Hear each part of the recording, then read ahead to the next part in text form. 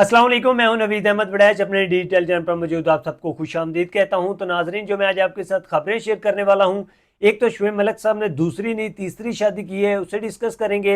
और इसके साथ हम फजलुर रहमान साहब को डिस्कस करेंगे। उन्होंने एक बड़ी बेहुदा सी स्टेटमेंट दी है, उसको डिस्कस करना है। बेहुदा क्या उनके लिहाज से ठीक होगी, लेकिन हमने थोड़ा बताना है कि आप इस कंट्री में कर क्या रहे हो और आप जो अल्फाज इस्तेमाल कर रहे हैं इलेक्शन के करीब आकर, वो कितनी बड़ी बेहूदगी है। ठीक है, इससे डिस्कस करेंगे। उसके बाद मरियम नवाज स्पीच करती किस तरह है, ठीक है, अवाम का रिएक्शन मीडिया पर आने कैसे देती है, वो थोड़ा डिस्कस करेंगे। और बाकी तो इनकी बातें मैं क्या कर सकता हूँ कि हम रोटी देंगे, हम ये कर देंगे, नवाज शरीफ इमरान खान बुरा, ये मुझसे नहीं डिस्कस होता। ठीक है, और उसके बाद हम शेर अफजल मरवत साहब को डिस्कस करेंगे। और अगला पीसी भी कौन बना है उसको डिस्कस करेंगे, पाकिस्तान क्रिकेट बोर्ड का। तो नाजरीन, मैं अपनी खबरों का सिलसिला शुरू करने से पहले आपसे ये कहूंगा कि आप मेरे चैनल को सब्सक्राइब कर दें, और अगर आप मुझे फेसबुक पर देख रहे हैं तो फॉलो कर दें। तो नाजरीन, सबसे पहले डिस्कस करते हैं शुएब मलिक साहब को। उनके बारे में रिपोर्ट्स आई है कि कुछ मीडिया रिपोर्ट्स के मुताबिक दावा किया जा रहा है कि शुएब मलिक की सना जवेद से दूसरी शादी नहीं है बल्कि तीसरी है। इससे पहले शुएब मलिक साहब की शादी हुई सानिया मिर्जा से, फिर उससे पहले आयशा सदीकी नामी खातून के साथ 2002 में इनकी शादी हुई थी शुएब मलिक साहब की। ये एक बड़ा इंकशाफ निकला है शुएब मलिक के खिलाफ कि इनकी ये तीसरी शादी है, ना कि दूसरी है।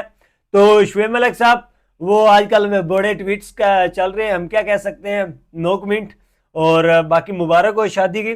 तो ये इनकी तीसरी शादी है, दूसरी नहीं है शुएब मलिक साहब की। आयशा सदीकी साहिबा के साथ इन्होंने शादी की थी 2002 में, और अब इन्होंने सानिया मिर्जा साहिबा को धोखा दिया है, जो कि बहुत टॉप ट्रेंड चल रहा है पाकिस्तान में। और बड़ा दुख है तमाम तर इनके फैंस को कि इन्होंने ये गलत किया है। इसके साथ हम अगली खबर डिस्कस करेंगे मौलाना फजलुर रहमान साहब के हवाले से। वो कहते हैं कि मेरी कोई ज़मीनें नहीं है। जनाब, ज़मीनें सियासत है। एक मेरे हल्के में मौलाना साहब हैं आसम मुआविया साहब। खुदा की कसम उठा के कहता हूं कि मेरे इन कानों ने सुना था उनको अहले सुन्नत और अहले तशरीह के दरमियान फसाद डलवाते हुए। आज वो इलेक्शन के लिए इतने गिर चुके हैं, मौलाना आसम मुआविया सियाल साहब इतने गिर चुके हैं, वो खड़े होकर कह रहे हैं कि मैंने कभी बात की नहीं है, हम भाई हैं, हम ये हैं, सियासत हमारा मकसद है, हम ये कर देंगे वो कर देंगे। व्हाट इज दिस यार, चाहते क्या हो? इतना अरसा इस गांव में, तमाम तर गांव में आपकी वजह से फसाद रहे हैं। ठीक है, इस बंदे ने फसाद डलवाए रखे हैं। ठीक है, आज ये आकर इस तरह की थ्योरी दे रहा है कि मैंने कभी अहले तशरीह पर बात ही नहीं की। और आज एक वोटों के लिए आप इतने गिरे हैं, अल्लाह माफ़ करे। तो माजरत के साथ मुझे ये अल्फाज कहने पड़े हैं आपके बारे में। तो इसी तरह जनाब मौलाना फजलुर रहमान, वो लिखते हैं कि ज़राए मुआश अल्लाह की तरफ से गैबी मदद है। ठीक है जी, अल्लाह की तरफ से गैबी मदद है आपको ज़राए मुआश, तो अल्लाह पाक और बरकत डाले। लेकिन आपने इस मुल्क की सियासत के लिए जब आप उतरते हैं मैदान में, तो इस तरह की स्टेटमेंट्स देकर क्या शो करना चाहते हैं अवाम को कि हम ही आपका भला सोचते हैं। जनाब, मैं फिर डिस्कस कर देता हूं, क्या हम पीडीएम के साथ जो आप आए सदर बनने के लिए, हमें नहीं याद? या आपने इस मुल्क के लिए क्या क्या किया है, क्या क्या नहीं किया, वो हमें नहीं याद? तो जनाब, क्या अब सारी बंदा कहानी लेकर बैठ जाए कि 16 पार्टियों के साथ आए, आप रोते रहे धोते रहे, सारी आवाम अंदर कौमी असम्बली में बैठी, आप बाहर खड़े रहे, क्या अब सुनाऊं आपको, कौन से किस्से आपके सुनाऊं? ठीक है, तो आज आप आवाम को ये सुना कर वोट लेना चाहते हैं, तो जीतना आपने फिर भी नहीं है। तो मौलाना आसम मुआविया साहब, जो कि मेरे हल्के से तलक रखते हैं, और आपको सच कहूँ तो अगर मुझे वोट देना पड़ता तो मैं पीटीआई को देता, बगैर देने ही नहीं जा रहा। तो अगर देने गया भी तो देखेंगे जो बेस्ट हुआ। लेकिन आपको मैं ये क्लियर कर दूं आसम मुआविया सियाल साहब, कि मैं आपसे ज़्यादा खिलाफ हूं अमीर सुल्तान के, कि वो पूरे 5 सालों में हल्के में नहीं दाखिल हुआ। ठीक है, हल्के में वो बंदा एंटर नहीं हुआ।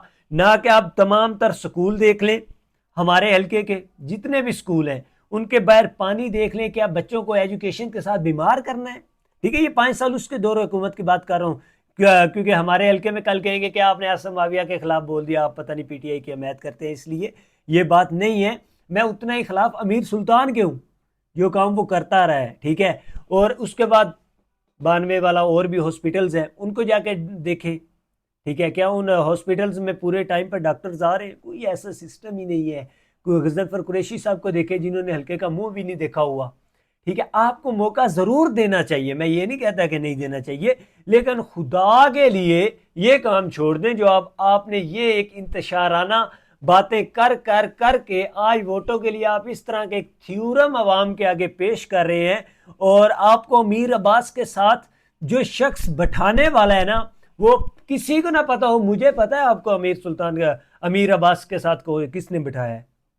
ठीक है, तो और ये आप कौन सी लॉबी लेकर चल रहे हैं, ये सारी पता है, सारी कहानी पता है। आफ्टर इलेक्शन क्या यार खोलनी है, चलो एंजॉय करो, लेकिन आपको जो बिठाने वाला है ना मिलाकर, उसका सारा पता है हमें। और नाजरीन, इसके साथ मैं अपनी अगली खबर शेयर करूंगा। जनाब इमरान खान साहब के लिए एक खुशखबरी है।